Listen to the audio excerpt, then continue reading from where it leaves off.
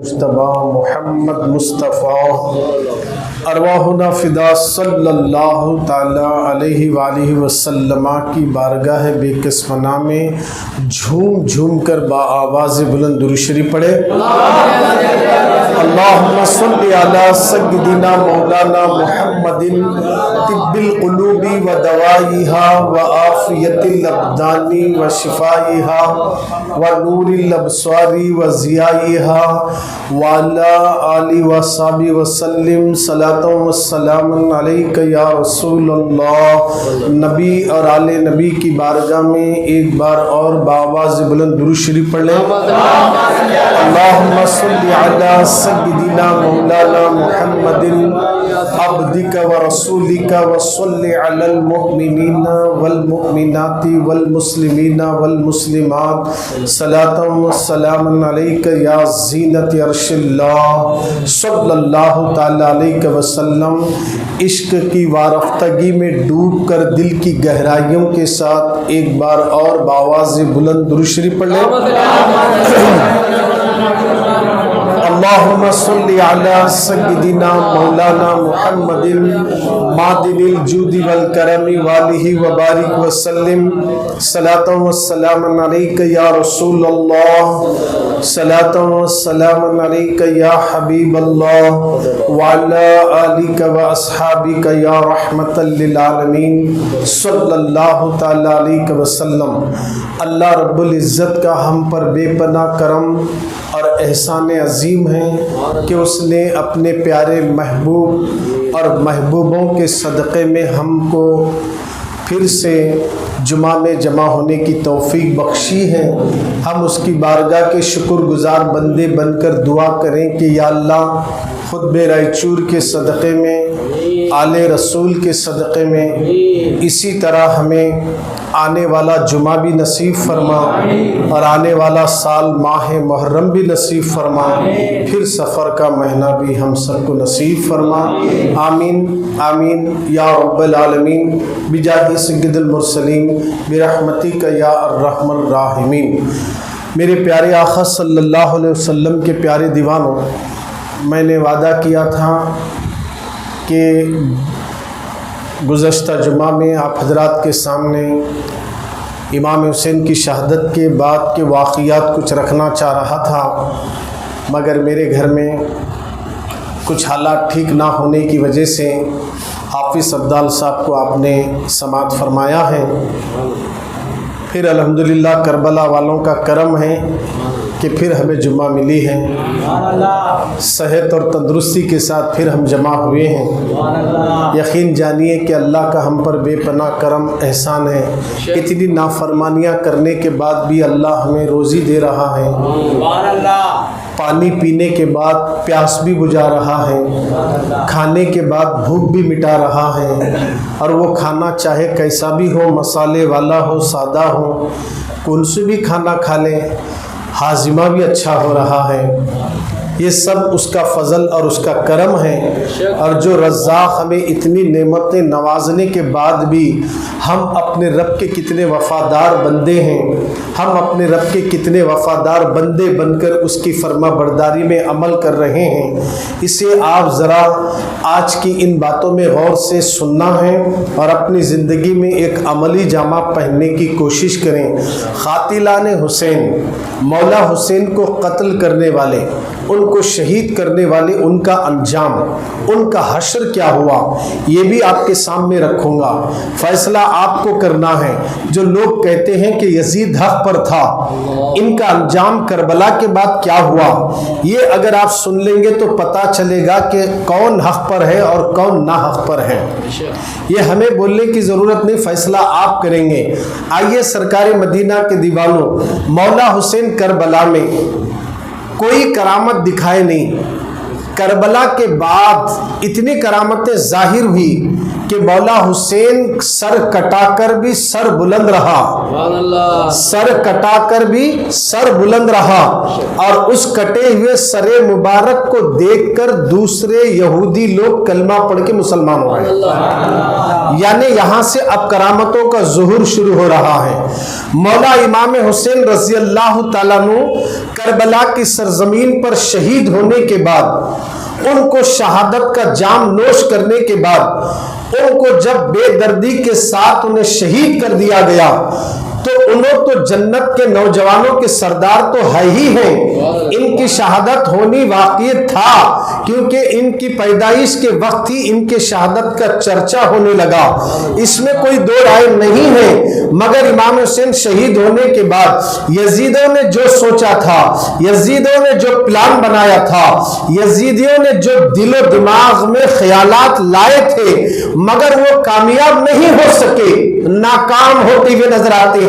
آئیے سرکار مدینہ کے دیوانوں، مولا حسین رضی اللہ تعالیٰ عنہ کو اللہ نے کرامتوں سے بھی نوازا تھا، مگر امام حسین کرامت نہیں دکھائے، زیادہ کرامتیں نہیں بتائے، ایک دو کرامتیں بس امام حسین کی بول دوں گا۔ ان کی حیات میں جب دنیا میں تھے تب کی کرامتیں سن لیں، اس کے بعد دنیا سے جانے کے بعد کی کرامتیں بھی سنیں، اور اس کے بعد امام حسین کو شہید کرنے والوں کا انجام بھی سن لیں۔ آئیے سرکار مدینہ کے دیوانوں، مکہ اور مدینہ کے درمیان میں ایک مرتبہ مولا حسین کچھ سفر کر رہے تھے، راستے میں ایک شخص ملا، اس نے عرض کی، یا امام عالی مقام، میرے یہاں ایک کنواں ہے مگر پانی بہت گہرائی میں ہے، ایک بالٹی بھی پوری طریقے سے صحیح نہیں بھرتی اور پانی بھی کھارا ہے، میں بہت پریشان ہوں، آپ میرے کنویں کے لیے برکت کی دعا کریں۔ تو مولا حسین کنویں کے پاس نہیں گئے، برکت کی دعا کرنے کے لیے امام علی مقام کنویں کے نہیں گئے، بلکہ فرماتے ہیں جا اسی کنویں سے پانی لے کر آ۔ جب وہ پانی لایا، مولا حسین نے اسی پانی کو اپنے منہ میں رکھا اور دوبارہ اسی بالٹی میں کلی کرتے ہیں، فرماتے اب لے جا کر اسے کنویں میں ڈال دینا۔ جب وہ بالٹی لے جا کر کنویں میں ڈال دیا تو سارا جو گہرائی میں پانی تھا بھر کر اوپر آنے لگتا ہے، کنواں ابھر کر آ جاتا ہے۔ اللہ اکبر! پہلے تو پانی کھارا تھا مگر مولا حسین نے کیا کلی فرمایا، پانی بھی میٹھا نظر آ رہا ہے۔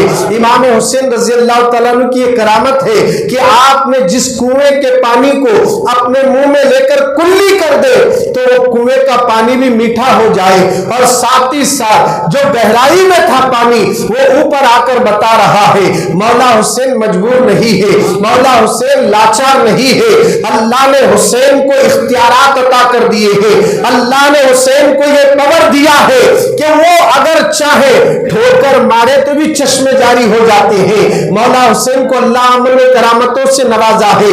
اے سرکار مدینہ کے دیوانوں، اسی طرح کربلا کے میدان میں جس طرف امام حسین کے خیمے لگے تھے، ایک سائڈ امام حسن اور امام حسین کے خیمے ہیں، اور جو خیمے ہوتے تھے نا اس کے اندر پنڈال ڈالے جاتے تھے، غلاموں کا پنڈال الگ، شادی شدہ لوگوں کا پنڈال الگ، میں آپ کو سمجھانے کے لیے سمجھا رہا ہوں، اہل بیت کے گھرانے والوں کا پنڈال الگ، اس طرح الگ الگ خیمے لگائے جاتے تھے۔ خیموں کے اطراف میں یعنی پیچھے خندق کھودی گئی تھی، بہت گہری خندق کھودی گئی، اسی لیے کہیں دشمن پیچھے سے حملہ نہ کرے، ہم اگر ادھر مقابلہ کریں تو کہیں دشمن پیچھے سے نہ آئے، پیچھے خندق کھودی گئی تاکہ کوئی آ نہ سکے۔ صرف خندق کھودی نہیں گئی، اسی خندق کے اندر اتنی بڑی خندق کھودنے کے بعد لکڑیاں لا کر ڈالے اور اس میں آگ لگا دیے، اور آگ لگی چاروں طرف خیمے کے، اور خیمے کے چاروں طرف آگ کیوں لگائی گئی؟ اس لیے کہ کوئی ظالم پیچھے سے حملہ نہ کرے، کوئی دشمن پیچھے سے حملہ نہ کرے۔ آگ لگانے کے بعد یزیدیوں کے لشکر میں سے ایک شخص آتا ہے گھوڑے پر سوار ہو کر، امام حسین کے مد مقابلے میں آیا اور کہنے لگا، اے حسین کیا تم قیامت میں دوزخ کی آگ سے پہلے دنیا ہی میں آگ لگا لیے ہو؟ تمہیں یہ آگ میں ڈالا جائے گا۔ مولا حسین سے جب اس نے یہ جملہ کہا، حسین کو جلال آ گیا، امام علی مقام کو جلال آ گیا، تو مجھے آگ کی بات کرتا ہے، تو تو مجھے آگ کی بات کرتا ہے، سن اللہ تجھے اسی آگ میں ڈالے گا اور تو جہنم میں جائے گا۔ اتنا کہنا تھا، یہ جس گھوڑے پر بیٹھ کر آیا تھا اس گھوڑے نے بچکنا شروع کر دیا، وہ گھوڑے سے نیچے گرا تو نیچے نہیں گرا بلکہ اس کی ٹانگ اس گھوڑے کے یعنی جہاں پیر ڈالے جاتے ہیں اس میں پھنس جاتا ہے اور گھوڑا گھما گھما کر اسی آگ کی خندق میں لے جا کر پھینک دیتا ہے اور دنیا ہی میں وہ جل کر راکھ ہو جاتا ہے۔ مولا حسین کو جس نے آگ جلائی اور اس آگ میں تمہیں کو جانا ہوگا کہنا تھا تو حسین کے جلال نے بتا دیا۔ امام حسین چاہتے تو کرامتیں دکھاتے تھے مگر کربلا میں کرامت نہیں دکھائی، کرامتیں دکھائی گئی کب؟ شہید ہونے کے بعد۔ یہ میں آپ کے سامنے ان کی حیات کی 2 کرامتیں بتایا ہوں، ایسے تو کئی ایک کرامتیں ہیں۔ آئیے سرکار مدینہ کے دیوانوں، امام حسین رضی اللہ تعالیٰ عنہ اس دنیا سے کوچ کرنے کے بعد جو کرامتوں کا ظہور ہوا ہے، اللہ اللہ، آپ نہیں جانتے۔ ایک یہودی تھا، اس کی لڑکی تھی، وہ ایک اکلوتی بیٹی تھی، اچانک اس کی آنکھوں کی تمام تر روشنی زائل ہو گئی، آنکھ سے اندھی ہو گئی، تھوڑی دیر کے بعد پھر اس کے ہاتھ مفلوج ہو گئے، اس کے پیر بھی مفلوج ہو گئے۔ وہ یہودی اپنی بیمار بیٹی سے بہت پریشان تھا، اپنی بیمار بیٹی جو مفلوج بیٹی تھی وہ اپنی بیٹی کو لے کر شہر سے کچھ دور باغ میں لے گیا، کیونکہ اس کا ایک باغ خوبصورت باغ تھا، شاید یہاں کی آب و ہوا سے میری بچی کی طبیعت ٹھیک ہو جائے۔ وہ یہودی اپنی بیٹی کو باغ میں لے گیا، چند دن گزرے، وہ اپنی بیٹی کے ساتھ ہی رہا کرتا تھا۔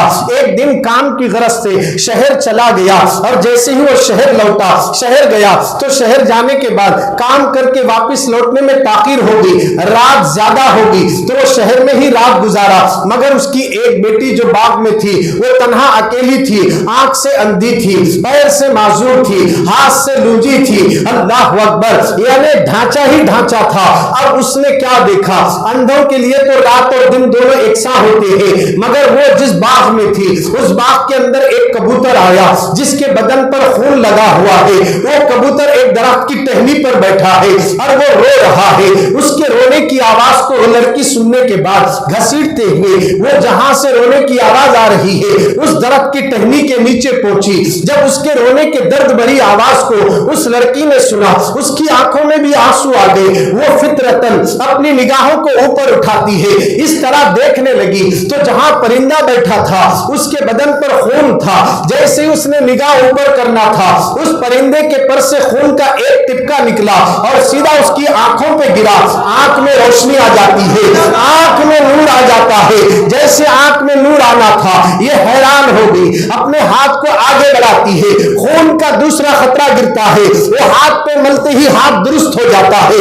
دوسرا خطرہ خون پہ ہاتھ پہ گرتا ہے، خون کا، وہ ہاتھ پہ ملتے ہاتھ ٹھیک ہوتا ہے۔ پیروں پہ گرا، پیروں کو ملا، پیر ٹھیک ہو گئے۔ لڑکی کودنے لگ جاتی ہے، خوشی سے جھومنے لگ جاتی ہے۔ صبح ہونے کے بعد جب اس کا باپ گھر آیا یعنی باغ آیا تو دیکھا کہ میری باغ میں کون لڑکی ہے جو چل رہی ہے، پھر رہی ہے۔ وہ حیران ہوا تو کہا کہ تو کون ہے؟ تو لڑکی نے کہا میں تو آپ کی بیٹی ہوں۔ ارے میری بیٹی تو چل نہیں سکتی تھی، میری بیٹی تو دیکھ نہیں سکتی تھی، میری بیٹی کے ہاتھ تو نہیں تھے، مگر تو یہ کمال کیسے ہوا؟ تو کہا کہ میں ہی آپ کی بیٹی ہوں۔ دراصل بات یہ ہے، ابا آؤ میرے ساتھ۔ وہ قریب لے جاتی ہے، یہ پرندے کو دیکھو، پتہ نہیں یہ پرندہ کہاں سے آیا، یہ رو رہا ہے، اس کے بدن کا ایک ایک خطرہ خون کا جو میرے اوپر گرا ہے اس کی وجہ سے اللہ نے میری آنکھوں میں روشنی آ گئی، میرے ہاتھ اور پیر ٹھیک ہو گئے۔ اس بات کو سننے کے بعد باپ بے ہوش ہو گیا۔ ہوش آنے کے بعد وہ روتے ہوئے اس پرندے سے مخاطب ہوا، اے پرندے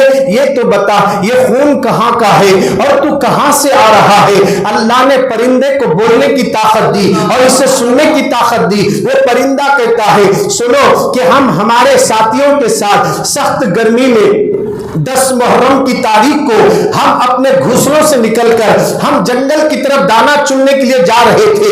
گرمی بہت تھی، ہوائیں بہت گرم چل رہی تھی، ہم اپنا سفر آگے نہیں بڑھائے بلکہ واپس آ کر ہم درخت کے سائے میں بیٹھ گئے۔ اچانک ایک آواز آئی، اے پرندوں اس وقت کربلا میں امام حسین شہید ہو گئے اور تمہیں کھانے کی فکر لگی ہے۔ اس وقت آسمان خون آلود ہو گیا، زمین رو رہی ہے، آسمان رو رہا ہے۔ پرندہ کہتا ہے ایک آواز جب ہمیں آئی اسی وقت ہم وہاں سے اڑے، کربلا کو پہنچے تو ہم نے دیکھا مولا حسین شہید ہو گئے. کربلا کی سرزمین پر امام حسین کے بدن سے خون بہ رہا تھا اور میں وہاں اڑتا ہوا سیدھا مولا حسین کے پاس پہنچا. پرندہ رو رہا ہے, وہ کہتا میں رونے لگا. روتے روتے اپنے سر کو جھکا کر میں نے امام حسین کے بدن کو چمتا رہا.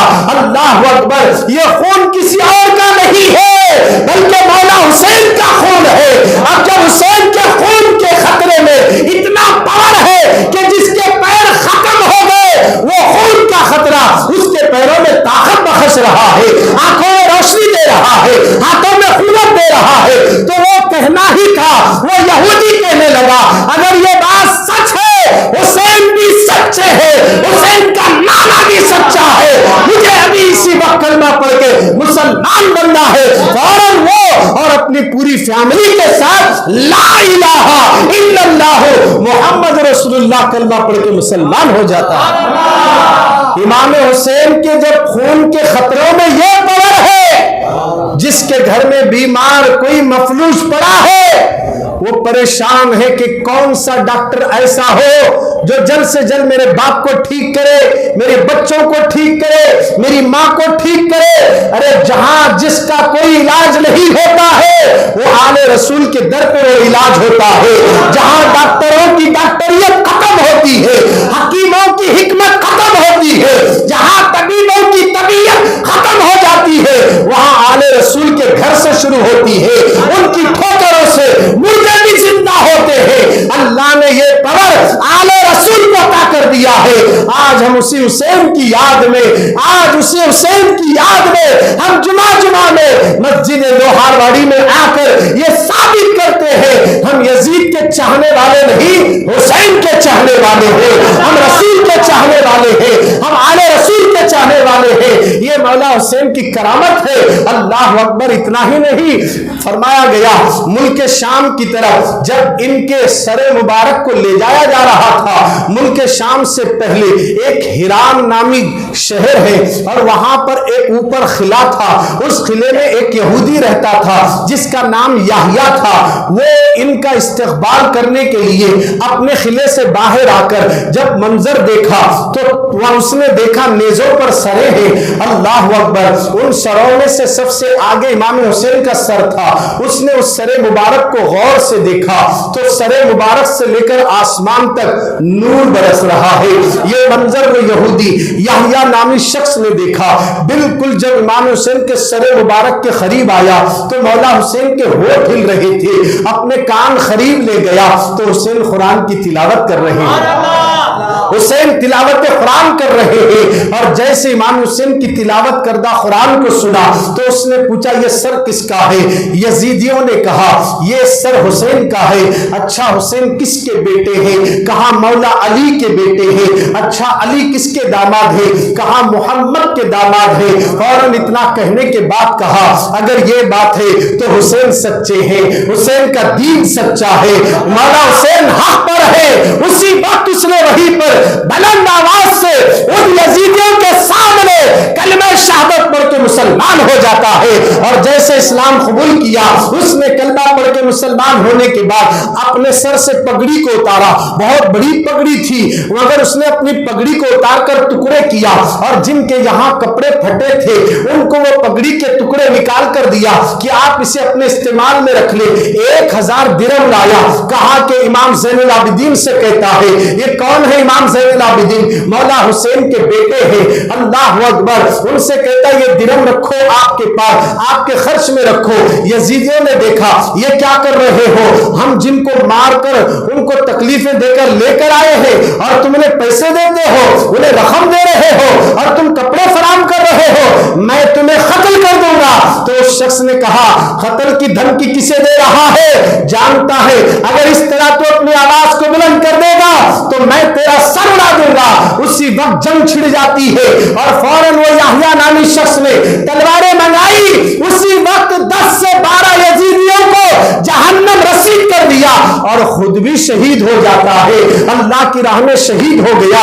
ان کا مزار ملک شام کے قریب ہیران علاقے میں موجود ہے آج بھی۔ وہاں پر جو بھی جا کر دعا مانگے گا اللہ اس کی دعا فوراً قبول فرما دیتا ہے۔ اللہ اکبر، ذرا غور کرے، یہ کلمہ پڑھ کے مسلمان بننے والا جو یہودی تھا نا، اب ذرا غور کرے، یہ کلمہ پڑھ رہا ہے، یہ مسلمان ہو رہا ہے، کیا دیکھ کر ہو رہا ہے؟ امام حسین کی کرامت دیکھ کر۔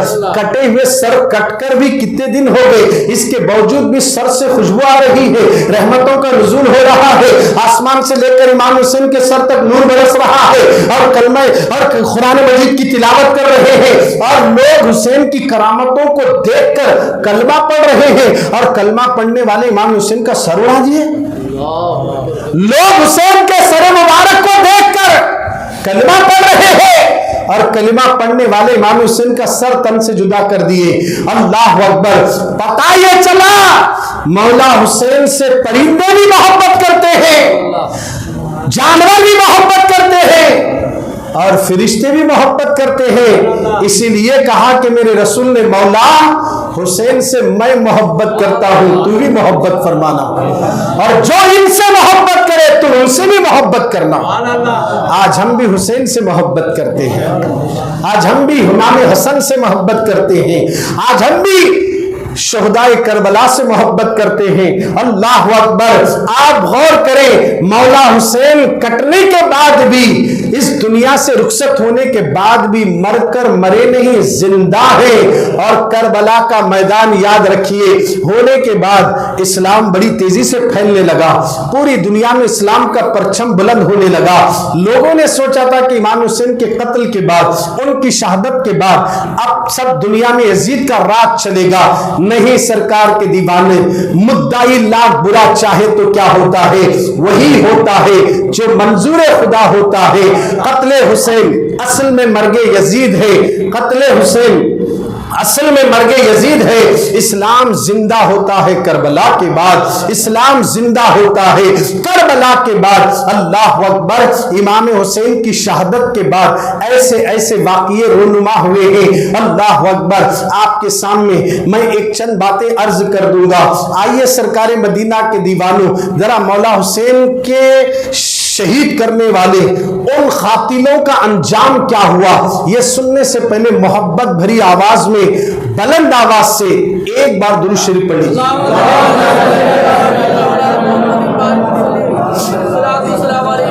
اللہم صلی علی سیدنا مولانا محمد وعلی آل محمد وبارک وسلم، صلاۃ و سلام علیک یا رسول اللہ۔ توجہ چاہتا ہوں، اللہ کے نبی فرماتے ہیں عام دنوں میں درود شریف پڑھو تو فرشتے لے کر آتے ہیں۔ عام دنوں میں درود شریف پڑھے تو کون لے کر آتے ہیں؟ فرشتے۔ اچھا، جو فرشتے درود لے کر جاتے ہیں، اگر آپ ارادہ کریں کہ میں 100 مرتبہ درود پڑھوں گا تو آپ پورا 100 پڑھے تک فرشتہ نہیں بڑھتا، ایک پڑھے ایک لے گیا پہنچاتا پھر آ کر بڑھتا۔ تمہیں اللہم صلی علی محمد بولے دوبارہ بولے تک وہ مدینہ جا کو آتا ہے، اور محبت سے بولو۔ آپ کے بازو میں سے مدینے تک فرشتے کے کتنے چکر ہو گئے؟ 100 چکر ہو جائیں گے۔ آپ ایک بار پورا 100 پڑھ رہا ہوں، نہیں 100 پڑھنے کے بعد لے کو جاتا ہوں، ایسا نہیں ہے۔ آپ ایک بار درود پڑھے لے گیا پہنچا دیتا ہے۔ فرشتے کی جب یہ سپیڈ ہے، فرشتہ اتنی تیزی سے مدینہ جاتا ہے، اور ایسا نہیں جاتا بلکہ حدیث میں آیا ہے وہ اڑتے ہوئے جائے گا، اور جاتے جاتے سیدھا نہیں جاتا، سمندروں میں درختوں کو، پرندوں کو، پہاڑوں کی چٹانوں کو ٹکراتے ہوئے کہتا ہے فلاں بن فلاں نے میرے نبی پر درود بھیجا ہے اور میں وہ درود مدینہ لے جا رہا ہوں۔ تو وہ سارے زمین میں اعلان کرتے ہوئے جاتا ہے، وہ لوہاروڑی میں بیٹھ کر درود پڑھنے والوں، اگرچہ ہم مدینے سے دور ہیں، مدینہ ہم سے دور نہیں ہے، آج بھی فرشتے یہاں سے درود وہاں پہنچاتے ہیں۔ میرے نبی نے کہہ دیا ہے تم درود چاہے کہیں بھی بیٹھ کر پڑھو، روزانہ میرے پاس فرشتے لاتے ہیں، مگر جمعہ کے دن جو درود پڑھتے میں خود سنتا ہوں۔ ہمارے نبی سنتے ہیں، تو ذرا ایک بار پڑھو درود شریف۔ اللہم صلی علی سیدنا مولانا محمد وعلی آل محمد وبارک وسلم، صلاۃ و سلام علیک یا رسول اللہ۔ یہ درود شریف بھی ہے، دیکھو لوگوں، قیامت کی ہولناکیوں سے दर्दनाक अजाबों से, वहाँ की गर्मी से, वहाँ की प्यास से, हर चीज से बचाने वाली शक्ति और ताकत किसी में अल्लाह ने रखा है तो दुरूद पाक में रखा है, दुरूद पाक में रखा है। और ये दुरूद पढ़ने का शऊर किसके अंदर पैदा होगा? जिसके दिल में माँ से ज्यादा, बाप से ज्यादा, बीवी से ज्यादा, औलाद से ज्यादा, दौलत से ज्यादा, वतन से ज्यादा, हत्ता कि तेरी जान से ज्यादा नबी से मोहब्बत कर दिल में, तो फिर दुरूद के अल्फाज जुबान से निकलते हैं। इसलिए सारी मोहब्बतें खत्म हो जाती है, मुस्तफा की मोहब्बत खत्म नहीं होती। नबी की मोहब्बत कब्र में भी काम आती है। और इसी मोहब्बत की बुनियाद पर इंशाअल्लाह जिसके दिल में इसके रसूल का चिराग जितना जलता रहेगा, उसे जहन्नम की आग भी नहीं जला सकती है। इसीलिए इसके दिल में वो इश्क की आग लगी है कि खुद दोज़ख की आग ठंडी पड़ जाती है। इसलिए हम दुरूद कसरत से पढ़ते हैं। हमें मरने के बाद याद रखना, जिस बेटे के लिए हम पसीना बहा रहे हैं, ये बेटा मरने के बाद हमारे डॉक्यूमेंट चेक करेगा, हमारी प्रॉपर्टियां चेक करेगा, हमारी खबर में आकर बैठता नहीं, हमारी खबर के पास चिराग नहीं जलाएगा, हमारी बच्चियां नहीं आएगी, हमारी औलादें नहीं आएगी, हमारी बीवियां नहीं आएंगी, हमारे दोस्त नहीं आएंगे, मदीने से मुस्तफा जरूर आएंगे। अरे जो नबी हमारी खबर में आएंगे उन पर दुरूद नहीं तो किन पर पड़ेगा? आओ आज से तय करो, मैं नबी के नाम पर चूमूंगा भी और दुरूद भी पढ़ूंगा और बता दूंगा मैं दुनिया का गुलाम नहीं, मुस्तफा का गुलाम हूं। और जब मुस्तफा का गुलाम बन जाएगा तो गुलामी रसूल में याद रखना इतना मकाम बुलंद हो जाता है। यही मोहब्बत रसूल थी जो बिलाल को काबे की छत पर चढ़ा दी। यही मोहब्बत रसूल थी जो बिलाल को काबे की छत पर चढ़ा दी। अपने नबी से सबसे ज्यादा मोहब्बत करो। मौला हुसैन के चाहने वालों, इमाम हुसैन रजी अल्लाह तआला अन्हु के वाकयात तो बेशुमार है। अब आइए मैं आपके सामने एक वाकया अर्ज कर दूं। हारून रशीद, खलीफा हारून रशीद अपने दरबार में बैठे थे, मजमा कसीर था, वजीर को बुलाते हैं, वजीर से कहते हैं ऐ वजीर जाओ हमारे शहर में कोई ऐसा आलिम है तो उसे मेरे सामने लाना जिसने अपने माते की आंखों से कोई ऐसा दर्दनाक वाकया देखा होगा, तो उसको मेरे पास लेकर आओ ताकि मैं उससे सुनना चाहता हूं। वजीर वहां से खलीफा हारून रशीद के दरबार से निकला, तलाश करने लगा, कोई आलिम नहीं मिला। उसके जहन में एक बात आई, फलाने जगह एक आलिमा है, फलाने जगह एक आरिफा है, फलाने जगह एक जाहिदा है, फलाने जगह एक आबिदा है, चलो उसके पास पहुंचेंगे। उस खातून के पास पहुंचा, उसने कहा क्या तुमने किसी ऐसे शख्स को देखा है जो ऐसा आलिम हो, जो अपनी माते की आंखों से कोई दर्दनाक हादिसा देखा हो, कोई ऐसा वाकया उसके सामने पेश आया हो, तो आप बताइए आपकी नजरों में कोई है? तो उस आरिफा और आलिमा ने कहा, वो खातून थी, वो आरिफा वो आलिमा ने कहा यहां से कुछ दूर जाने के बाद एक गांव मिलेगा, वहां एक शख्स है, उससे पूछो वो बता देगा। अब जैसे वजीर वहां पहुंचा तो उसने क्या देखा, एक ऐसे शख्स से मुलाकात हुई जो आंख से अंधा है, हाथ भी नहीं है, पैर भी नहीं है, सिर्फ ढांचा पड़ा हुआ था। अब वो वजीर सोचने लगा क्या कहीं मेरे साथ ये आलिमा मजाक तो नहीं करी। वापिस आकर आरिफा से मिला, कहा कि तुमने जिसका पता दिया था उसकी तो ना आंख है, ना पैर है, ना हाथ है, वो क्या देख सकेगा? तो उस आरिफा ने कहा तेरे बादशाह को उसके हाथों से क्या मतलब, पैरों से क्या मतलब, आंखों से क्या मतलब, जुबान से मतलब है, उससे पूछो जुबान से बता देगा। ये कहकर वजीर वापस लौटा और उस शख्स को डोली में बिठाकर खलीफा हारून रशीद के दरबार में लाया और लाकर खड़ा लाया गया। तो वजीर ने कहा यही वो शख्स है, इससे पूछा जाए। खलीफा हारून रशीद ने जब उससे पूछा कि बता तेरी आंख नहीं है, तेरे पैर भी नहीं है, तेरे हाथ भी नहीं है, क्या ये तू पैदाइश से ऐसा है या बीच में कोई हादिसा हुआ? उसने कहा नहीं, बीच में हादिसा हुआ, मैं पैदाइश से ऐसा नहीं हूं। कहा दरअसल बता तो सही कौन सा हादिसा हुआ?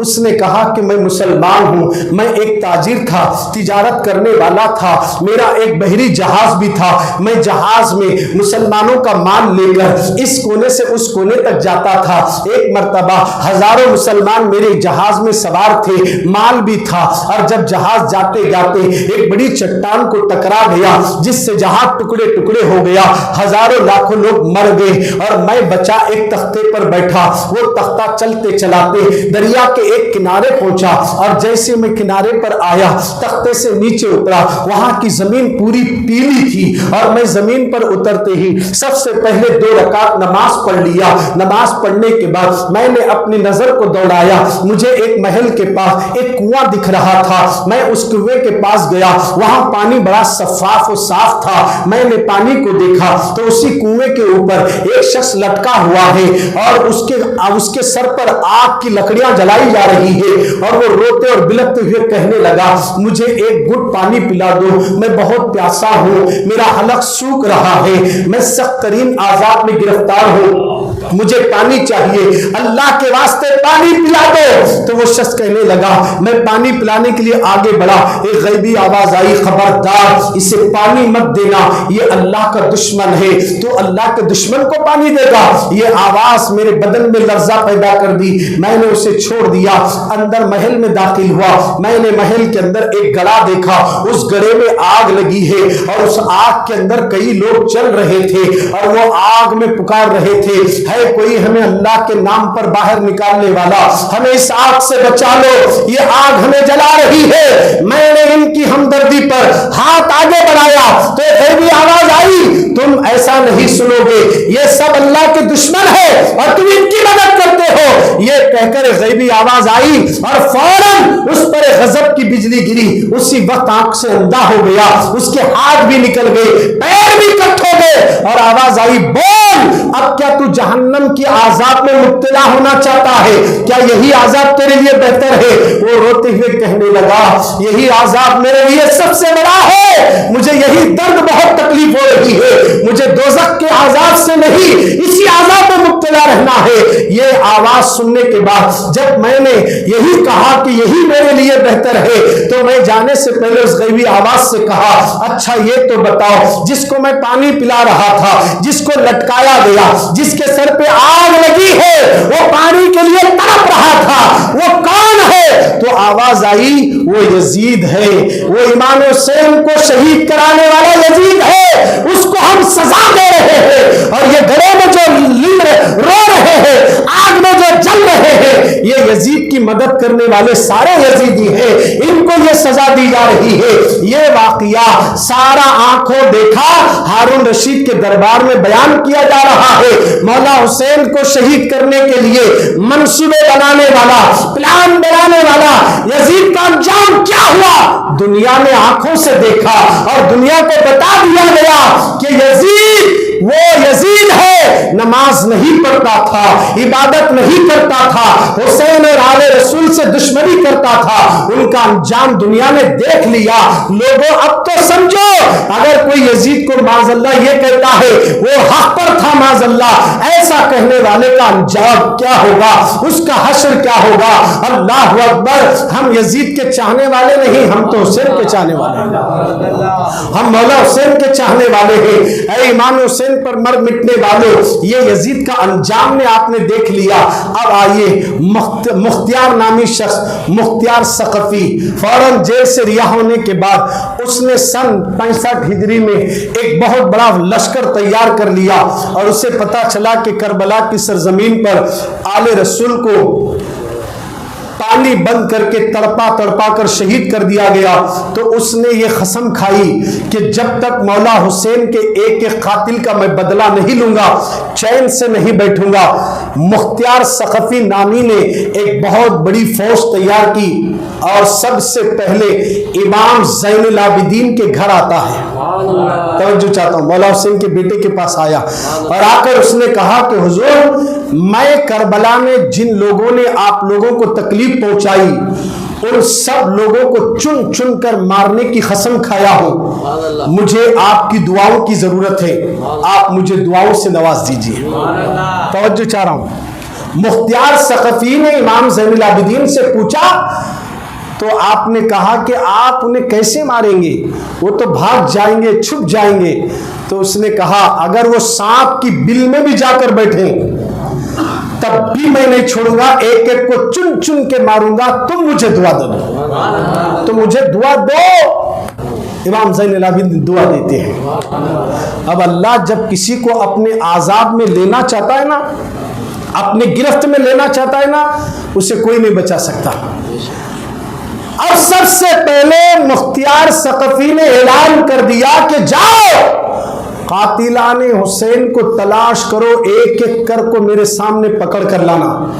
اس طرح اعلان سننے کے بعد کوفے کی زمین دہل گئی، لوگ کانپنے لگے، شمر، قولی، ہرملہ، عمر بن سعد کانپنے لگ گئے۔ یہ وہی لوگ ہیں جو مولا حسین کو کربلا کے میدان میں چاروں طرف سے گھیراؤ کرے تھے اور انہیں لوگوں نے تلواریں چلائی تھی۔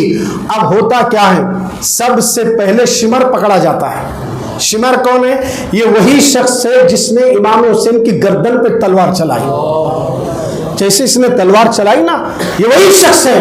جب مختار ثقفی کے سامنے لایا گیا تو مختار ثقفی جیسے ہی شمر کو دیکھا تو اس کے جسم میں ایک قسم کی کیفیت بجلی کی طرح کڑکنے لگا کہ ظالم، تو ہی وہ شخص ہے جو اپنے ناپاک ہاتھوں سے مولا حسین کی گردن پر تلوار چلایا، تجھے نہیں معلوم یہ فاطمہ کے جگر کے ٹکڑے تھے، تو نے حرم کعبہ کے ستون کو گرا دیا، تو نے مولا حسین کی گردن پہ تلوار چلانے کی جرات کیسے کی؟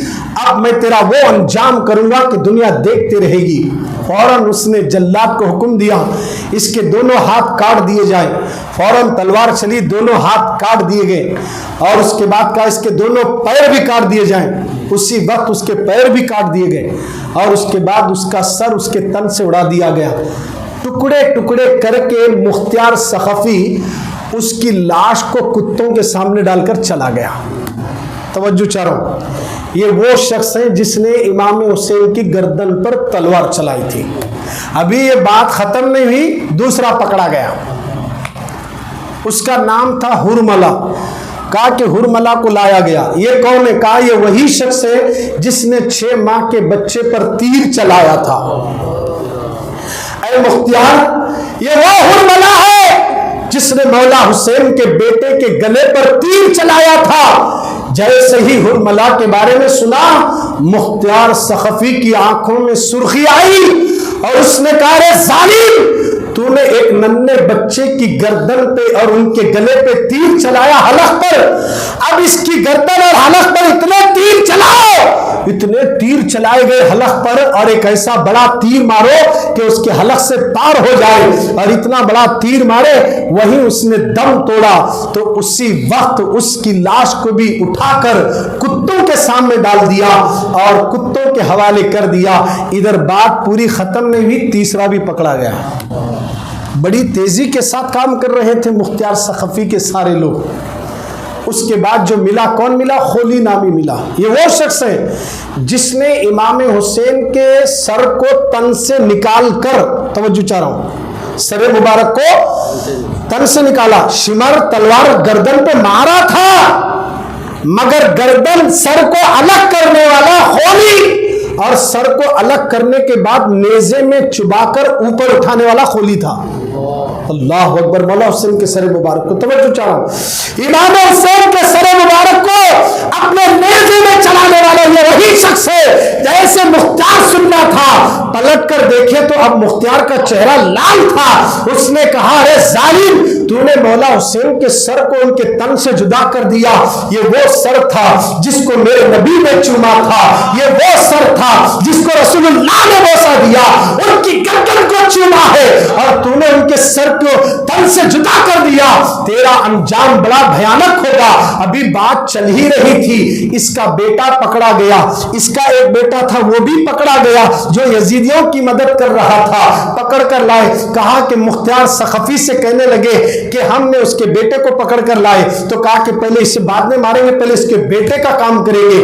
باپ کے سامنے تلوار کو نکالا، کہا کہ یہ تیرا بیٹا ہے جو کربلا میں یزیدیوں کا ساتھ دے رہا تھا، امام حسین حسین کی مخالفت میں کھڑا تھا، اب اس کا سر تن سے جدا کر دوں گا۔ فوراً باپ کے سامنے بیٹے کا سر اڑا دیا گیا، چیخنے لگا، چلانے لگا، کھولی رونے لگا، مختار میرے سامنے میرے بیٹے کو مار دیا تو نے، کہا کہ میرا قصور کیا ہے؟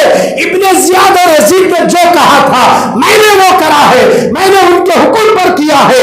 اتنا سننے کے بعد کہا ظالم، تیرے بیٹے کے کٹنے کا تجھے اتنا درد ہوا، تجھے اس وقت درد نہیں ہوا جب مولا حسین کا بیٹا ان کے باہوں میں دم توڑ رہا تھا، ان کی ہاتھوں میں دم توڑ رہا تھا، ان کے جوان بیٹے علی اکبر شہید ہو گئے، امام قاسم شہید ہو گئے، ان کے سر تن سے جدا کرتے وقت تجھے خوف نہیں آیا، اور آج تیرے بیٹے کے مرنے پر ویولا مچاتا ہے، اب تیرا بھی وہی انجام ہوگا۔ اس کا بھی سر اڑا دیا گیا، اس کے بھی ہاتھ اور پیر کاٹ دیے گئے، اور اس کو ختم کرنے کے بعد یہیں پر بس نہیں ہوا، مختار نے آگ لگا کر جلایا، اور جلا کر اس کی راکھ کو ہوا میں اڑا کر وہاں سے چلا گیا۔ یہ امام حسین کو شہید کرنے والوں کا انجام ہے۔ امام حسین کے جتنے چاہنے والوں کو شہید کرے نا، ایک ایک کر کے چن چن کے مارا ہے مختار سقفی نے۔ اور بہت سے لوگ کربلا کے واقعات سنتے ہیں، اس کے بعد کے واقعات نہیں معلوم۔ ارے جو لوگ ہمارے حسین کے سامنے 22,000 کا لشکر لے کر کھڑے تھے نا، تلواریں لے کر، ان کو بڑا فخر تھا کہ ہم امام حسین کو ٹائٹ کر دیے، اور ہم یزید کے پاس ڈھیروں انعام لیں گے، ہمیں کرسی ملے گی، ہم راج کریں گے۔ انہوں یہ سوچنے لگے، اب ان کا انجام آپ نے سن لیا۔ شمر کا حشر، ہولی کا حشر، ہرملا کا حشر، اور یزید کا حشر، اسی طرح ابن زیاد کا بھی بہت برا حشر ہوا ہے۔ بات آ گئی تو میں آپ کو آگے بڑھانے سے پہلے ایک بار ذرا آل نبی اور آل نبی پر درود شریف پڑھ لیجیے۔ اللہم صلی علی سیدنا مولانا محمد وعلی آل سیدنا مولانا محمد بارک وسلم، صلاۃ و سلام علیک یا رسول اللہ صلی اللہ تعالی علیہ وسلم۔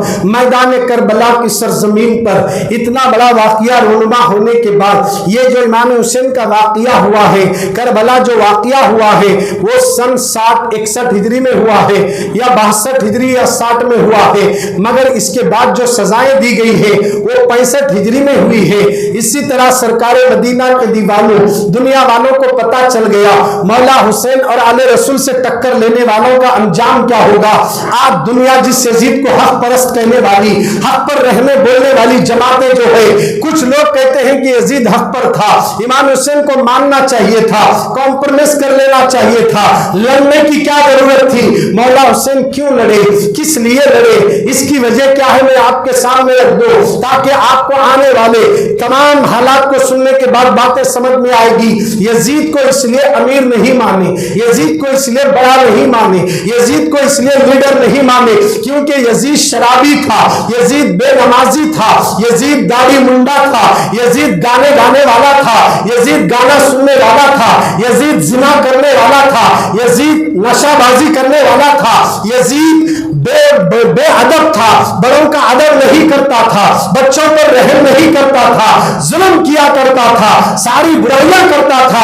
اس لیے مولا حسین نے طے کر لیا بے نمازی مسلمانوں کا امیر نہیں ہو سکتا، شرابی مسلمانوں کا امیر نہیں ہو سکتا، زانی مسلمانوں کا امیر نہیں ہو سکتا، نچنیوں کو نچانے والا امیر نہیں ہو سکتا ہے۔ ساری برائیاں یزید میں حسین نے دیکھی ہے، اس لیے امام حسین نے طے کر لیا میں سر بھی کٹا دوں گا، اولاد کو بھی قربان کر دوں گا، مگر نانا کے دین کو برباد ہوتی ہوئی میں نہیں دیکھ سکتا، شریعت کے اندر درار نہیں دیکھ سکتا، شریعت کی مخالفت نہیں دیکھ سکتا، لہذا اپنا سر تو کٹا سکتا ہو، اپنا سر باطل کے آگے جھکا نہیں سکتا۔ آج یزید کے اندر جتنی برائیاں تھی، کیا آج مسلمانوں میں وہ برائیاں نہیں ہے؟ آج زناؤں کے اڈے مسلمانوں سے آباد ہے، آج شراب کے اڈوں پر مسلمان ہے، آج جوؤں کے اڈے پر مسلمان ہے، آج چرس گاجوں کے محفلوں میں مسلمان ہے، آج دادا گیری میں، گنڈا گیری میں، چاقو چھری چلانے میں، آج برائی کے معاملے میں ڈی جے لگا کر ناچنے میں مسلمان، عیاشی کرنے میں مسلمان، تاش بازی کھیلنے میں مسلمان، پتے کھیلنے میں مسلمان، ٹک ٹاک میں مسلمان، پبجی میں مسلمان، لڑکیوں کو گھورنے میں مسلمان۔ مسلمانوں، جو برائیاں یزید میں تھی، آج وہ برائیاں ہمارے معاشرے میں بھی آ چکی ہے۔ کرنا حسین کا طریقہ ہے اور برائیوں کو لانچ کرنا یزیدوں کا طریقہ ہے. چھوڑ دو برائی کرنا, نماز کی پابندی کر کے حسین کے نانا کی آنکھوں کو ٹھنڈک پہنچاؤ. حسین کے نانا کی آنکھوں کو ٹھنڈک پہنچاؤ, اس لیے کہ نماز انسان کو ناچنے سے روکتی ہے, نچانے سے روکتی ہے, برائی کرنے سے روکتی ہے, ماں کی نافرمانی سے روکتی ہے, بد کرداری سے روکتی ہے, بے حیائی سے روکتی ہے. نماز کو اللہ نے یہ پاور دیا ہے کہ نماز ہر برائی سے نمازی کو بچا کر مولا سے ملاتی ہے. اس لیے نماز کی پابندی آج نوجوانوں میں ضروری ہے. جیسے کہ ہمارے ریچور میں خطبہ ریچور کا عرصہ, اس شہر ریچور میں کتنا بھی ہم اللہ کا شکر ادا کرے کم ہے. 553 سال ہو گئے خطبہ ریچور کی مزار آج بھی جگمگا رہی ہے. محبت سے سب مل کر بولو. دیکھیے لوگوں, مرنا ایک دن برحق ہے, مرنا ضروری ہے. ہم چاہے کتنا بھی بچنا چاہے نہیں بچ سکتے. وقت آنے کے بعد جانا تو ہے. جانے کے بعد دو چیزیں ساتھ آتی, اچھا برا. کیا آتا ہے؟ اچھا برا دو. سبحان اللہ بولنا اچھا ہے. اور جب یہ اچھا ہے تو پھر ڈرنا کیسا؟ ایک بار محبت سے. یہی تو خبر میں کام آنے والا ہے. منہ اونچ لے کر بیٹھے تو کام نہیں آتا. منہ کھولو, خبر میں جنت کی کھڑکی کھل جائے گی. آپ نے دیکھا ہوگا, اگر آپ کوئی کمرہ ایسا بنائے جس میں کھڑکی بھی نہیں ہے, کیا بھی نہیں ہے, تو کیا بولیں گے؟ کیا دم گھٹ کو مرنا کیا اندر بولتے, کھڑکی تو ہونا نا, کم سے کم کھڑکی رکھو, کچھ تو بھی ہوا چلنے دو بولتے. مگر خبر میں کوئی کھڑکی نہیں ہوگی. مگر کھڑکی بنانے کی طاقت یا تو تمہارے میں ہے. کسی لیبر کو لا کر توڑے, لے کر آ کر کھڑکی رکھ دیے, ہوا آ رہی ہے. وہاں کسی لیبر کی ضرورت نہیں, سبحان اللہ کی ضرورت. یہ سبحان اللہ کٹ کر کے جنت کی ہوا منگاتا ہے. الحمدللہ یہ نیکی تمہاری خبر کے اندر جنت کی کھڑکیاں کھلنے والی ہیں. نیکی کا کام ہے ہماری خبر کو جنت کے باغوں میں سے باغ بنانا. تو یہ سب سے بڑا اچھا کام ہے. ہمارے ریچور میں خطبہ ریچور ہیں. شمس عالم بابا 553 سال ہو گئے ان کا عجوز سے شریف ہو رہا ہے. آج بھی مزار مبارک جگمگا رہی ہے. حضرت خطبہ ریچور کے اطراف اتنا بڑا قبرستان ہے, اتنا بڑا قبرستان ہے. کسی خبر کے پاس کسی کا دل نہیں لگتا جتنا دل خطبہ ریچور کا نہیں لگتا. حالانکہ وہ بھی مزار ہے, یہ بھی مزار ہے. وہ بھی خبر ہے, یہ بھی خبر ہے. وہ بھی مرنے والے مرے ہیں, یہ بھی دنیا سے جانے والے جا چکے ہیں. مگر یہاں بیٹھے تو سکون ہے, وہاں بیٹھے تو بے چینی ہے. یہ فرق کیوں ہے؟ یہ فرق کیوں ہے؟ یہ دو خبروں میں فرق کیوں ہے؟ ہم یہاں سے چلتے چلاتے ابو طاہر قادری کی درگاہ کو گئے. تراولی بابا بولتے نا, ریل پٹری کے پاس ہے. ان کے پیچھے دیکھو ایک بڑا قبرستان ہے. وہاں بھی خبریں بہت ہیں. لوگ وہاں ہاتھ نہیں پھیلاتے, پوری خبروں کے پاس جا کر ابو طاہر قادری کے نہیں پھیلاتے. حالانکہ وہاں بھی خبریں ہیں. وہاں کیوں نہیں جاتے, یہاں کیوں جاتے ہیں؟ اسی طرح شیخ میاں بابا کے نہیں جاؤ, وہاں بھی ایک بہت بڑا قبرستان ہے.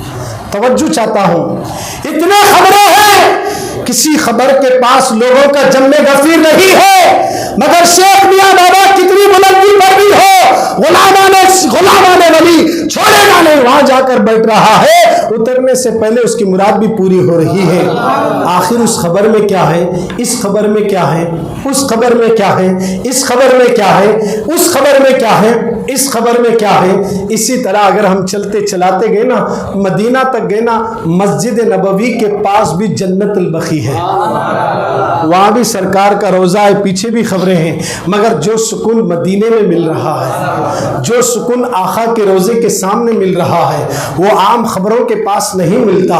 آخر یہ راز کیا ہے؟ خبریں تو بہت ہیں, مگر ہر خبر کے پاس کوئی بیٹھتا نہیں, ہر خبر کے پاس کوئی جاتا نہیں, ہر خبر کے پاس کوئی چادر چڑھاتا نہیں, ہر خبر کے پاس کوئی پھول ڈالتا نہیں. مگر کیا بات ہے, خطبہ ریچور کی مزار کرے, ہزاروں کی تعداد میں لوگ آ رہے ہیں اور اپنی مرادیں مانگ کر لے جا رہے ہیں۔ اب یہ فلسفہ میں آج نہیں کھولوں گا، آنے والی جمعہ کو حضرت کی درگاہ میں بیان ہے۔ ارے محبت سے بولو، حضرت بولے لوہار وڑی میں کب تک کرو گے، ہمارے پاس آ جاؤ۔ اب جس کو جو آنا ہے، ارادے تو روز بنتے ہیں مگر خطبے ریچور وہی جاتے ہیں، ارادے تو روز بنتے ہیں مگر ٹوٹ جاتے ہیں، خطبے ریچور وہی جاتے ہیں جنہیں شمس عالم بلاتے ہیں۔ تو یہ ان کا کرم ہم پر ہو گیا ہے، اب وہ وہاں بلا لیے تو ایک دن مدینہ بھی بلا دیں گے۔ جاؤ نانا کی بارگاہ میں بھی حاضری دے کر آؤ، کیونکہ مل نہیں سکتا ان کا وسیلہ چھوڑ کر، مل نہیں سکتا خدا ان کا وسیلہ چھوڑ کر، غیر ممکن ہے کہ چڑھیے چھت پر زینہ چھوڑ کر، جب تک نہ لوگے آسرا اولیاء اللہ کا، سخت مشکل ہے پتہ ملنا رسول اللہ کا، سخت مشکل ہے پتہ ملنا رسول اللہ کا۔ لوگوں انشاءاللہ یہ خبروں کے فلسفے، وہ قبر اور یہ قبر کیا فرق ہے، یہ آپ کے سامنے رکھوں گا۔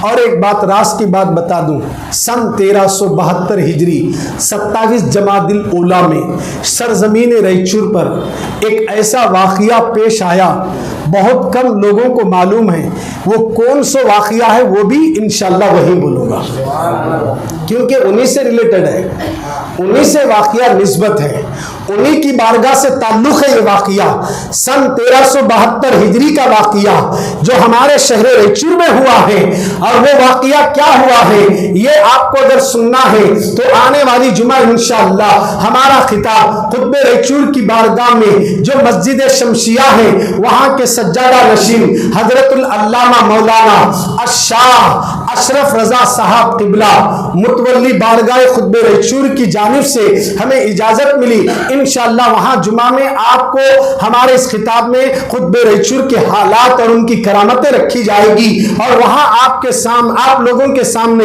ان فلسفوں کو کھولا جائے گا۔ عام قبر اور وہ قبر میں فرق کتنا ہے، ہم چادر دوسری قبروں پر کیوں نہیں چڑھاتے، خود ماں کی قبر پر بیٹا نہیں چڑھاتا، باپ کی قبر پر بیٹا نہیں چڑھاتا، حالانکہ ماں باپ کا مقام تو اتنا بلند و بالا ہے، اگر کوئی ماں باپ کو ناراض کر کے خطبہ ریچور کی چوکٹ پہ پڑا رہے، زندگی بھر پڑا رہے، ماں باپ کو ناراض کر کے اسے جنت نہیں مل سکتی ہے۔ اگر جنت لینا ہے ماں باپ کو راضی کرنا ہے، اور ماں باپ کو راضی کرے تو جنت ملتی۔ ان کی خبر پر چادر نہیں چڑھاتے، ان کی خبر پر بڑے بڑے پھول نہیں چڑھتے، مگر خطبہ ریچور کی بارگاہ میں چادر کیوں چڑھ رہی ہے؟ اللہ اکبر، یہ فلسفہ انشاءاللہ آنے والی جمعہ کو کھولا جائے گا۔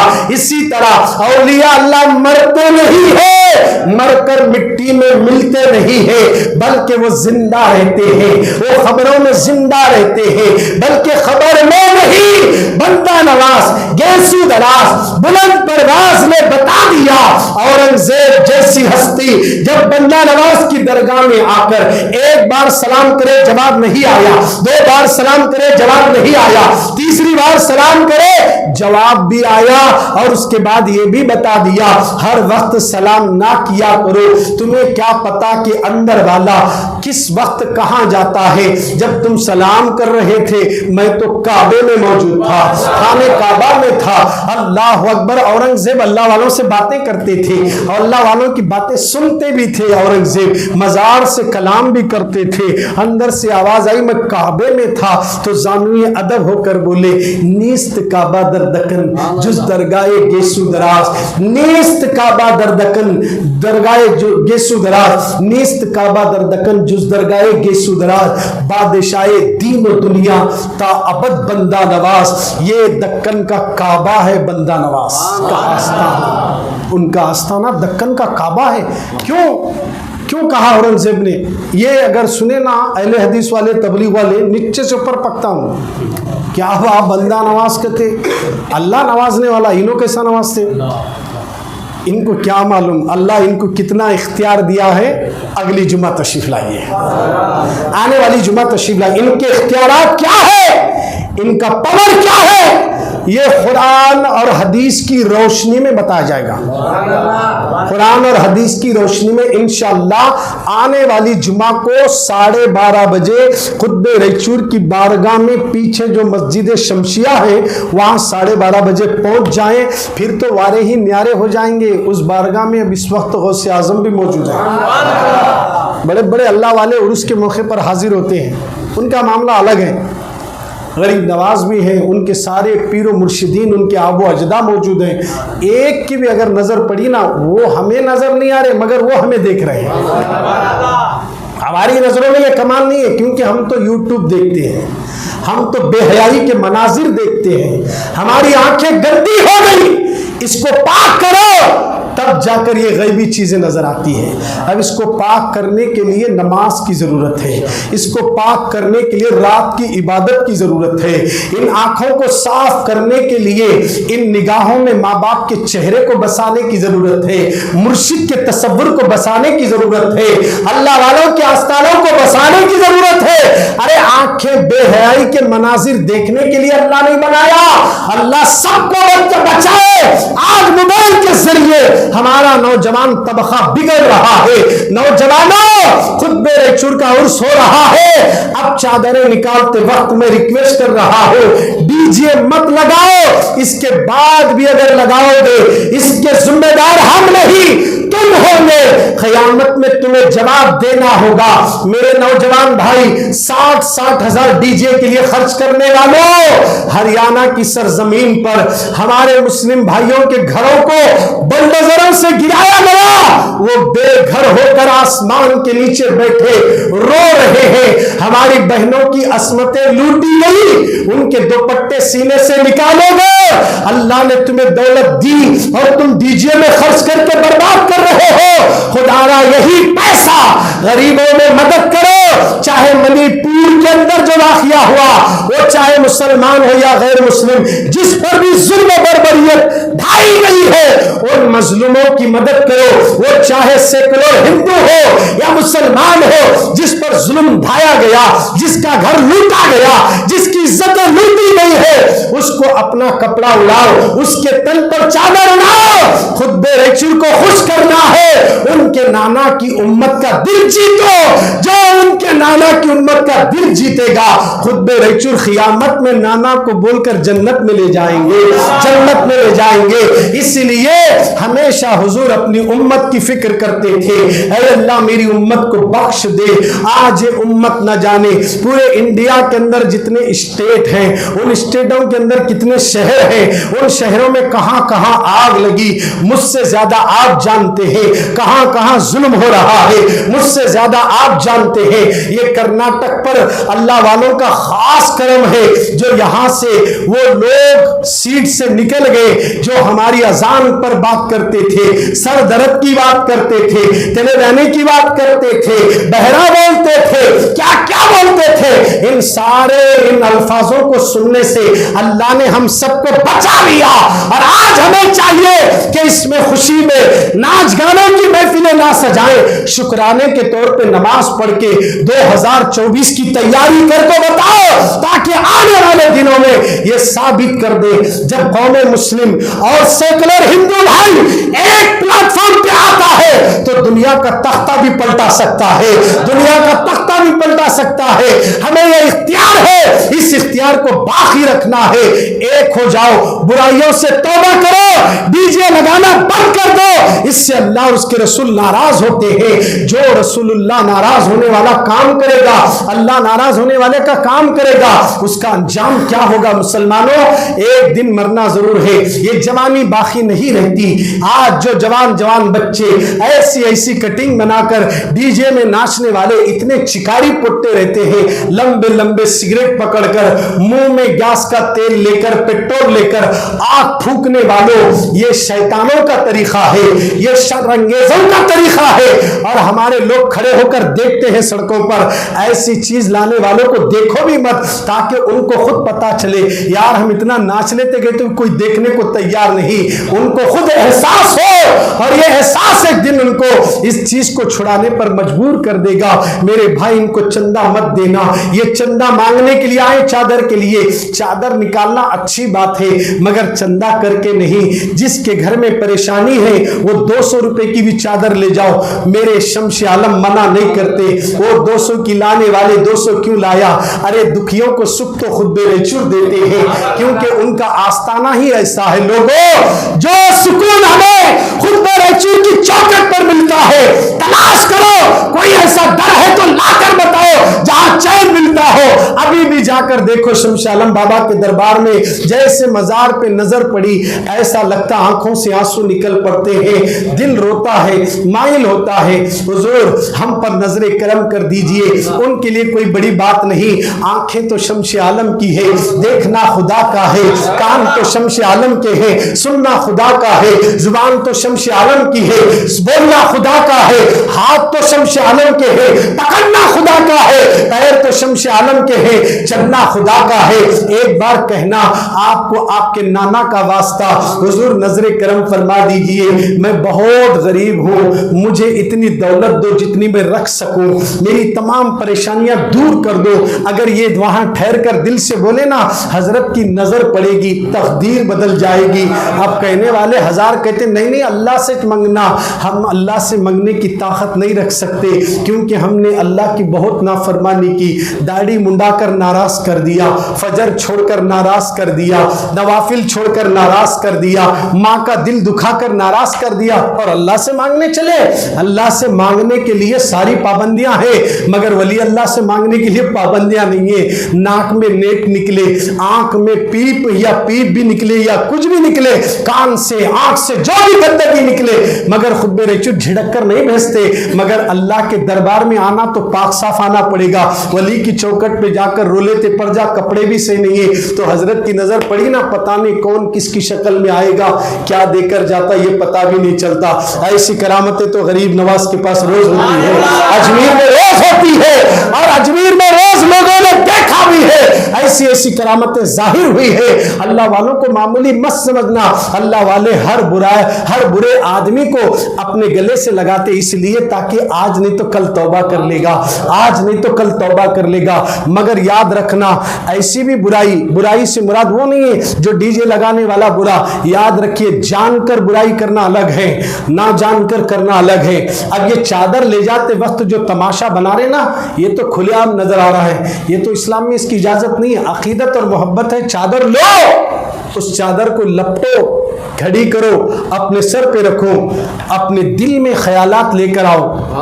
کیا خیالات لانا؟ معرفت کا خزانہ لوٹنے کے لیے خود بے ریچور جا رہا ہوں، معرفت الہی لینے کے لیے، علم لینے کے لیے، نظر کرم لینے کے لیے، ہاتھ میں پاور لینے کے لیے۔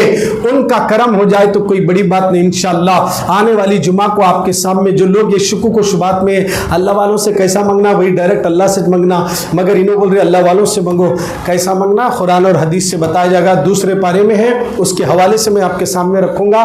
آنے والی جمعہ انشاءاللہ زیادہ سے زیادہ تعداد میں آپ وہاں شرکت کرنا ہے۔ ایک اعلان سماعت فرمائیں، اس سے پہلے ایک درود شریف پڑھ لیجیے بلند آواز سے۔ اللہم صلی علی سیدنا مولانا محمد وعلی آل محمد وبارک وسلم، صلاۃ و سلام علیک یا رسول اللہ۔ یہ بازو میں جو کنواں ہے نا، جو چھت ڈالے نا، ابھی آپ دیکھ رہے نا وہ باہر، اس کا جو بھی خرچہ آیا ہے وہ آپ کے سامنے رکھ رہا ہوں تاکہ آپ لوگوں کو بھی پتہ چلے۔ دیکھیے حضرت، ایک دن ہمارے مقبول بھائی، یہاں رسیاں کی دکان ہے ان کی، رسی والے مقبول بھائی بولتے ہیں، بولے مولانا یہ سلہ پورے اتر گئے، ایسا غلطی سے اگر کوئی پریشان آدمی آ کر پیر رکھا اچانک اندر گیا تو ایک تو گھر کے پریشانیاں الگ، پھر مسجد میں جا کو اندر گرے سو الگ۔ جلدی اس کا کام کرے تو اچھا ہے، کام کرو، اللہ انتظام کرتا، اللہ جس سے جو کام لینا ہے لے لیتا۔ روم میں بٹھا کو میرے بولے ٹھیک ہے، میں بھی یہی سننا چاہ رہا تھا، کون تو بھی ایک مسلی تو بولنا نہیں، یہ ایک جنے بھی نہیں بول رہے، بولا، مگر انہوں بولنے کے بعد دوسرے دن دیکھے تو ہمارے موزن صاحب کو جرا بولتے پورا گھر کو چھوڑے، سب کھڑ کو چھوڑے ہو گئے۔ ارے کیا جی؟ بولے تمہیں بولے نہیں کھا لیا بھائی، میرے بھی اتنا چھونا تھا۔ بولے چلو اچھا کرے لو، کریں گے انشاءاللہ، اللہ مالک ہے۔ اب کیا کرنا، کنواں جیسے ہی سلہ ہٹائے تو اتنا خوبصورت کنواں ہے، بند کرنے بھی دل نہیں بول رہا، پھر پانی بھی ہے اندر، अरे बोलो जी सुभान अल्लाह। पानी भी है। सदर साहब को बुला को बोले यूसुफ खान साहब देखो, बोले अरे नक्को साहब नहीं मुछना, ये बहुत अच्छा है, ये पैसे पहले कैसा था वैसे से छत डालेंगे रखेंगे, ये तो हमारे क्या भी डिस्टर्ब कर रहा भी नहीं, पानी भी आ रहा, अच्छा पानी है, अच्छी बात है। साहब बोले अब छत डालने के लिए खर्चा होता ना हो। मस्जिद में अकाउंट में तुम्हें भी जाको चेक कर सकते अकाउंट, क्या समझते लोग, मस्जिद को आमदनी बहुत होंगी भाई, यहाँ से वहाँ तक मर गया है, समझ रही आपके सामने बता रहा हूँ। वो जो कारखाना चल रहा ना उधर बाजू में लास्ट में, वो मस्जिद क्यों आता, ये गोडान ये बड़े बड़े जो ठहरे दज्जाला ठहरे जैसा, ये मस्जिद के ना हो, ये जहन में रख लीजिए, ये ना हो। ये दो मड़ियाँ जो सामने है ना, ये एक वो एक, शफी भाई भी और गुलाम भाई है, वो दो मस्जिद के, वहाँ की जो है वो एक मस्जिद की। उसके बाद वो खबरस्तान के लास्ट में जो मड़ियाँ हैं ना वो भी मस्जिद के। सब जने कितना दे रहे मालूम, किराया 1500 दे रहे।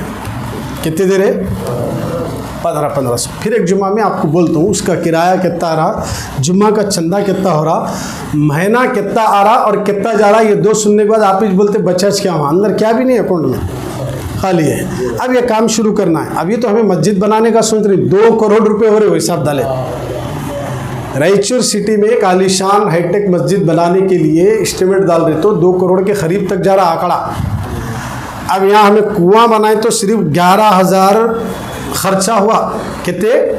11,000। उसमें चंदा कितना आया देखिए। हम एक जुम्मा ऐलान करे थे वो कुआं के बारे में, 3,500 रुपये चंदा हुआ। कितना हुआ? 3,500 हुआ। मकबूल भाई रस्सी वाले जो बोले थे उन्होंने 1,000 रुपये दिए। कितने हो गए? 4.5 जमा हो गए ना भाई। अब उसके बाद सीमेंट के थैले 10 होना बोले तो 5 थैले सीमेंट हमारे हाजी भाई जो बंदर गली में रहते बेचारे उन्होंने दिए। अल्लाह उनकी उम्र में, उनके घर में, उनके घर वालों को बरकतों से माला माल फरमाए। उसके बाद 5 थैले सीमेंट हमारे ख्वाजा अली भाई बोल के मरहूम, उनके बेटे, उनकी चप्पल की दुकान यही चौरस्ते पर आगे हरियर रोड पे है। उन्होंने बोले मैं भी सीमेंट दे तो साहब बोले अच्छी बात है, वो 10 थैले होना तुम्हें 5 उन्होंने 5 दे। बोले कितने हो गए थैले? पैसे नहीं आए, सीमेंट ही, ये जहन में रखिए। अब सुनिए 10 mm के राड़ 8, कितने?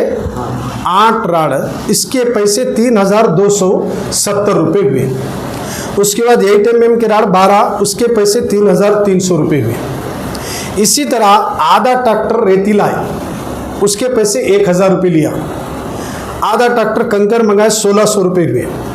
मजदूरी जो छत डाले ना 1,850 रुपये हुए। ये पूरा टोटल करे तो 11,020 रुपये हुए। कितने हुए? 11,020। 11,020 में से 4,500 रुपये हमारे पास थे, सो उसमें से निकाले तो कितने बचे? 6,520 रुपये बचे। कितने बचे? 6,500 रुपये बचे। नहीं बोले तो अभी देना है, फिर बच्चे समझेंगे ये देना है, बैलेंस है। अब आप जैसे मोहब्बत वाले क्या करें, लग जाओ कोई बात नहीं, दे हुआ तो चंदा दो, देखेंगे एडजस्ट करेंगे। बोले अब मैं आपके सामने ये चिट्ठी पूरी बता रहा हूँ। लोग करने वाले करते रहे तो उंगलियां करने वाले बहुत रहते हैं। क्या करते हैं? अरे ये छेड़े बोले तो हो सकता भाई इन्हों कितने खा रहेगी, उन्हों कितने खा रहेगी। अल्लाह जानता, उसके हबीब जानते हैं। उधर कुत्ते पूरे अंदर आ रहे थे, वो टीन शर्ट जो बाहर आप लगाए सो देख रहे ना, वो इधर सब भी अल्हम्दुलिल्लाह जो देने वाले थे दिए, उनके नाम भी लिस्ट में लिखे सो छे बुक में। और उसके अलावा जो भी बन पड़ा अल्हम्दुलिल्लाह करे खर्चा, अल्लाह दे रहा है तो खर्च करने में क्या उसकी राह में। अब ये 6,520 रुपये अगर आ गए,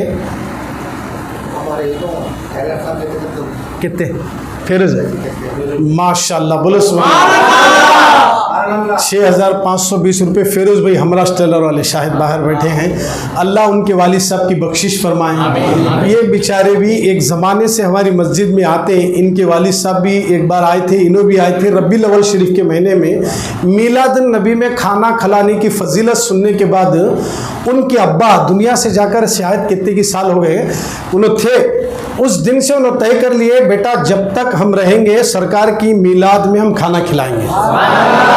और आज آج بھی کھلا رہے انہوں، یعنی سراج العلوم میں میلاد النبی کا جلوس نکل کو تھک کو لوگاں جانے کے بعد سیدھا سراج العلوم جا کھاتے تھے وہ فیروز بھائی کے والد صاحب وہ بین ڈال کر گئے، آج بھی بچے اسی کو آگے لے کر چل رہے ہیں۔ اللہ ہمارے فیروز بھائی کو بھی ترقی عطا فرمائے، ان کے بھی جو کام بچے ہیں اللہ وہ سب آسان کر دیں۔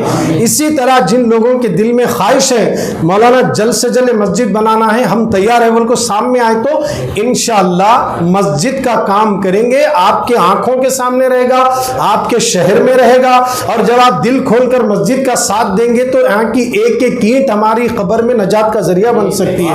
یہاں کا محنت کرنا، یہاں کی مشقت اٹھانا، تکلیف سب جو بھی جتنا دے گا اس کا اجر نہ کوئی امام دیتا نہ کمیٹی والے دیں گے، مرنے کے بعد اللہ قبر میں حشر میں دینے والا ہے۔ اللہ کے حضور دعا ہے کہ میرے